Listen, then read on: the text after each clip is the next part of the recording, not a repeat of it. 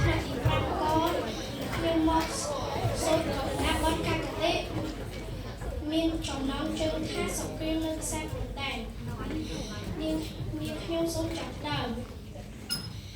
ទី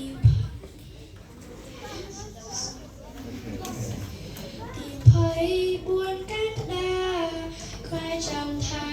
មានសង្គ្រាមគឺចាំដើមពីសៀមតែគុំរៀងចំប្រហាសៀមចង់លួយទឹកដីជាដែនដីម៉ែរសាធ្វើឲ្យខ្មែរឈឺផ្សាម៉ែយោធាសែនឈឺចាំ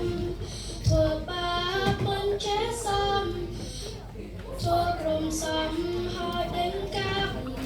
ធ្វើឲ្យមានអ្នកស្ដាប់បាញ់សំឡាំខ្មែរក្រុមគ្នាប្រជាជនមេគ្នាប្ររងាចិនក្រមគ្នាកងទ័ពខំលីលាខំការពារដើម្បីជាតិកូនខ្មែរត្រូវចងចាំក៏ចំណាំឲ្យច្បាំងទៀនពូសៀងឬសូសៀងហើយតែងគ្នាតែងចង់បានប្រាសាទព្រះវិហារតែពូវាតែងរំខាន